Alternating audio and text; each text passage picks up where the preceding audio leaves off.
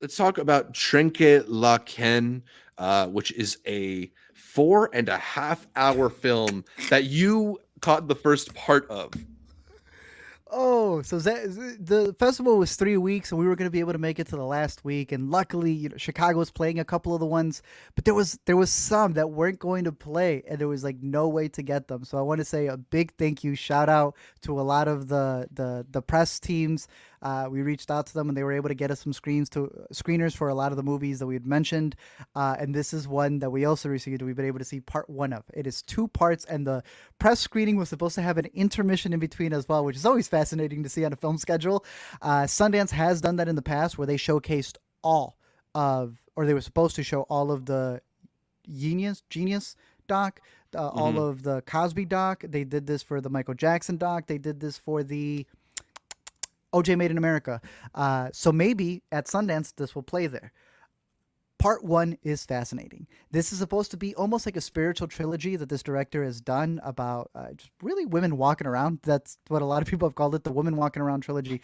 But in part one, you have two dudes looking for a missing woman, and you get interjected scenes where you kind of see what each man had with this woman.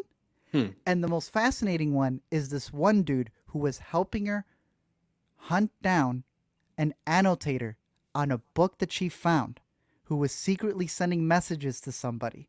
And she feels that she can get to the bottom of it as long as she can find the other books in which he was leaving secret messages in. Yes, sir. Okay. Yes, sir. Yeah, very kind of like That's all ethereal, you need to mysterious. know. Yeah. Uh huh. Tranque Lauquen is the place in where they live.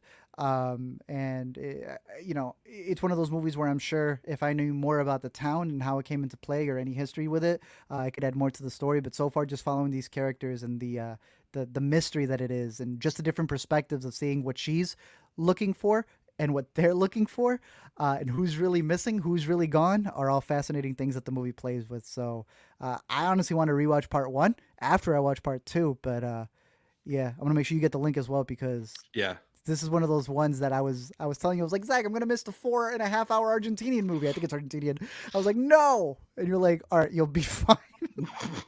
Yeah, I was talking to a critic who I'm not going to name, but they're not somebody who I expect to go for 4+ hour foreign films.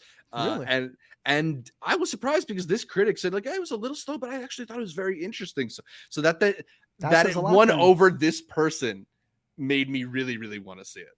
All right. Yeah. All right. So that is Trenque Laken.